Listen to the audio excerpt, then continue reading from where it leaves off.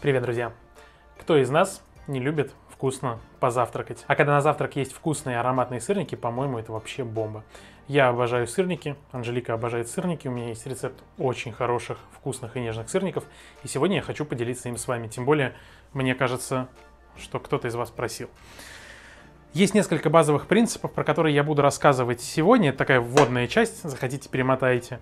Я буду рассказывать, на каких этапах можно остановиться и сделать заготовку из сырников, потому что иногда не хочется проснуться утром, провозиться там, ну пусть даже 30 минут 40, а хочется сразу взять и позавтракать. И именно поэтому я буду рассказывать, где можно упростить себе жизнь на следующий день, через неделю и даже через месяц. И начнем мы, конечно, с приготовления так называемого теста для сырников. Да, будем условно называть это тесто для сырников, которое готовится, разумеется, из творога.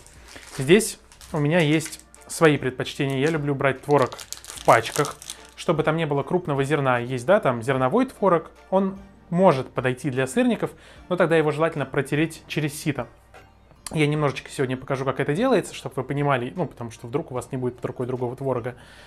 Но такие сырники могут немножко растекаться, плохо держать форму. В общем, для идеальных сырников лучше сразу брать гомогенный однородный творог. Вот в таких пачках по 180 грамм. Это достаточно удобно. Примерно там 4-5 сырников можно приготовить из одной пачки творога. Но я готовлю на 3 пачки творога. Во-первых, в заготовку, про которую я уже сказал. А во-вторых, потому что вкусных сырников много не бывает. Вот такой вот мягкий творог. Он однородный практически. Понятное дело, что любой творог, он крупинками, но не таким крупным зерном, как зерновой творог в пачках.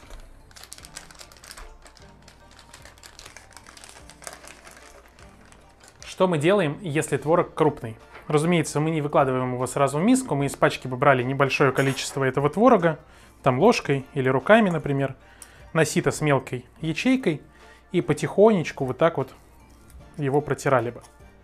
С этой стороны мы видим, что, видите, вот он выходит такой вот гладкий, однородный, маленькой фракции. Но у нас творог сам по себе без зерна, поэтому, видите, он полностью спокойно туда проходит, ничего не остается на решетке. Сразу всю пачку, конечно, раздавить вот так вот ложкой через сито было бы затруднительно, но по чуть-чуть можно. Что касается яиц. Яйца в сырниках нужны. Они нужны для скрепления, для структуры, для такой вот упругой, скажем так, формы. Но мне не нравится использовать яйца целиком, потому что в яйце есть белок и желток, и белок, он очень сильно уплотняет массу, она становится такая прям крошливая, ломкая, резиновая, они могут немножко сильно скукоживаться. Лучше использовать только желтки, они и цвет красивый дают, и эмульгируют массу, то есть натуральный природный лецитин в желтке, это то, что нам нужно. Поэтому отделяем желток от белка и отправляем к творогу.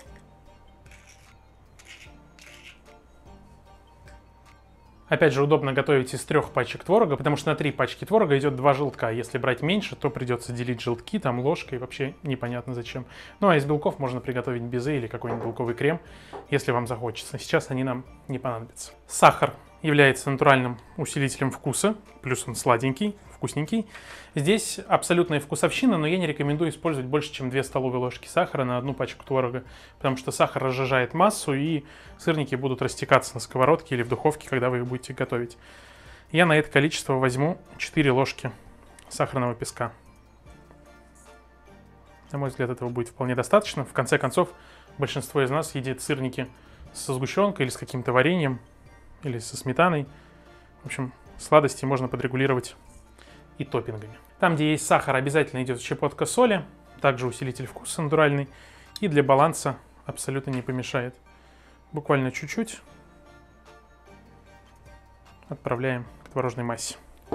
И для закрепления теста, поскольку это все-таки тесто на сырнике, я использую муку, обычную пшеничную, можно использовать манную крупу, мелкого помола желательно, но мне кажется, с мукой получается максимально однородно. На каждую пачку творога 2 ложки с небольшой горкой пшеничной муки. 1, 2, 3, 4, 5, 6. Опять же, все ингредиенты в описании, не заморачивайтесь, не запоминайте. И для обогащения вкуса можно использовать ванильную эссенцию, ванилин. Или вот, например, если бы я хотел бы сейчас вам показать, какой я крутой блогер, я бы взял бы таитянскую ваниль в стручках, сказал бы, санкционочка, запрещенка. Но для сырников, на мой взгляд, это слишком растратно. Не оценят, не поймут. Поэтому берем обычный классический ванилин и небольшую щепотку его добавляем к нашей массе. Много не нужно, потому что это не натуральная ваниль. У него достаточно резкий, сильный запах. Ну, на каждом пакетике есть рекомендации, на какой объем массы, сколько добавлять. И теперь ложкой замешиваем массу на сырнике.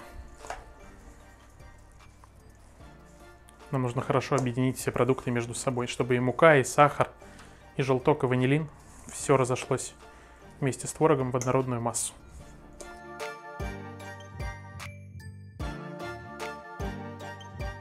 Отличная, хорошая масса на сырнике. Она стала чуть оранжевого цвета из-за желтков, это вполне понятно. И сейчас ее нужно оставить отдохнуть хотя бы на 20-30 минут для того, чтобы мука начала работать. Тут есть небольшая тонкость. Тесто должно быть вот таким вот плотным, как вы сейчас видите у меня. Творог бывает разный по влажности, и поэтому количество муки можно увеличить, там, ну, еще одну лишнюю ложку добавить. Сильно не пересушивайте и не оставляйте тесто жидким. Мы все-таки с вами сырники готовим, а не творожные оладушки. И это первый момент, когда мы можем сохранить наше тесто. То есть сейчас вы можете его закрыть пленкой и оставить до следующего утра. А утром уже проснуться, сформировать сырнички и пожарить себе свежие с пылу с жару. Я оставляю на полчаса и потом продолжим формовку наших сырников. У нас прошло полчаса, наше тесто на сырнике отстоялось, и теперь его можно формировать. Мука сработала, тесто липкое. Берем муку, не сильно много, но так, чтобы к доске ничего не прилипало. И выкладываем туда творожную массу.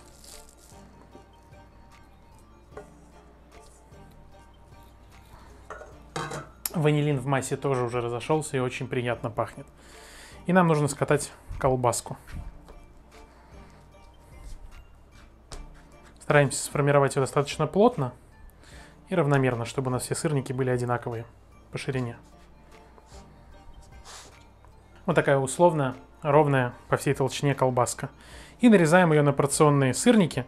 Здесь уже все зависит от того, какой толщины вам нравится. Хотите побольше, режьте потолще, хотите более тонкие. Например, я сегодня буду показывать, как готовить и на сковороде, и в духовке. Для этого лучше делать потолще. Если вам нравятся просто тоненькие, обжаренные с двух сторон на сковороде сырники, можете нарезать их поменьше. И вот на такие вот шайбочки одинакового размера.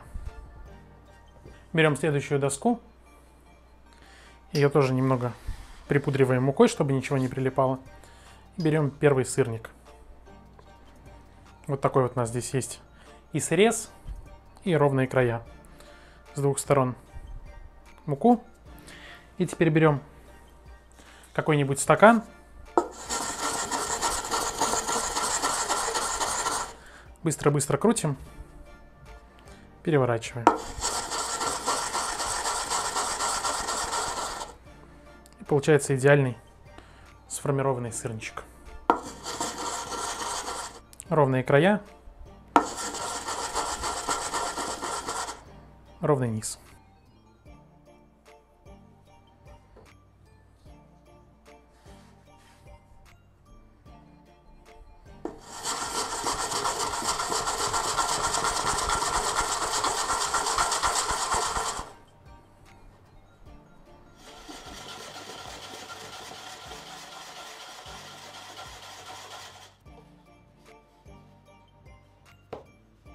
Наши красивые, аккуратные шайбочки будущих сырников готовы.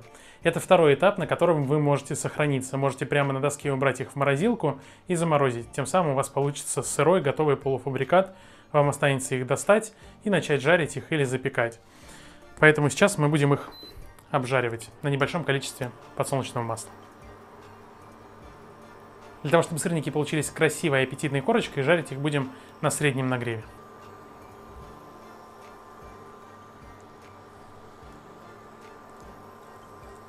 Обжариваем по 1,5-2 минуты с каждой стороны до золотистого цвета. И как только с одной стороны они позолотились, мы их переворачиваем на вторую сторону.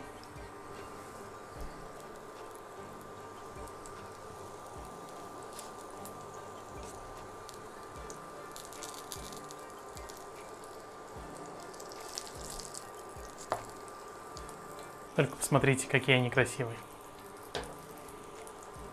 И поскольку сырники у нас достаточно высокие, в середине они остаются немножко сырыми, поэтому в таком случае допекать я их буду в духовке. Со второй стороны они позолотились, перекладываю их в форму для запекания.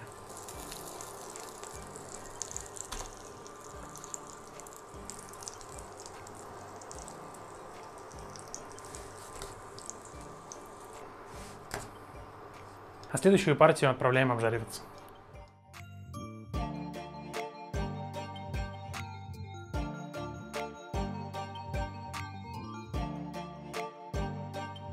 В момент, когда вы обжариваете последнюю или предпоследнюю партию, духовку уже можно разогревать до 180 градусов. Нагрев вверх-вниз или конвекция.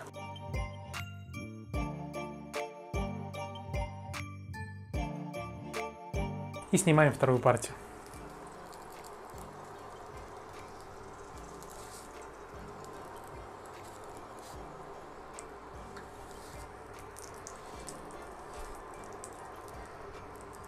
Это еще один этап, на котором сырники можно убрать в заготовку. Если вы их сейчас полностью остудите, а потом заморозите, то они даже уже обжаренные. Все, что вам потребуется потом, это либо там 2-3 минутки разогреть их в микроволновой печи, либо дозапечь их в разогретой духовке, то, что мы будем делать сейчас. А для того, чтобы верхняя корочка сильно не пересыхала во время запекания, на нее можно положить либо небольшой кусочек сливочного масла или топленого, или просто сбрызнуть подсолнечным. Я положу небольшой кусочек костромского топленого масла.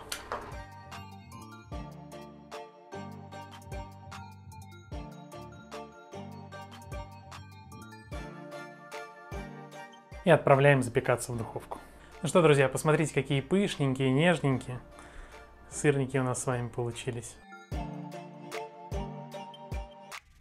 За 5 минут в духовке они полностью дошли до готовности, и давайте их скорее попробуем.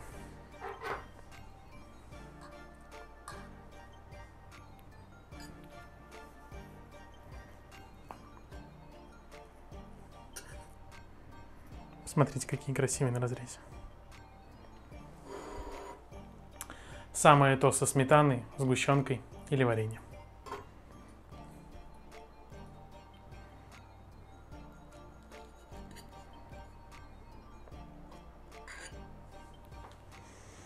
А запах просто обалденный. Бомба, друзья. На этом у меня все. Если видео вам понравилось, обязательно поставьте ему лайк, напишите комментарий, а лучше всего поделитесь им со своими друзьями. В сегодняшнем видео нам помогал Илья. Он занимается коммерческой съемкой, свадебной. Поэтому, если вам понравилась картинка и вы хотите с ним договориться, то по ссылочкам в описании можете узнать все условия. А у нас на этом все. До скорых встреч. Пока-пока.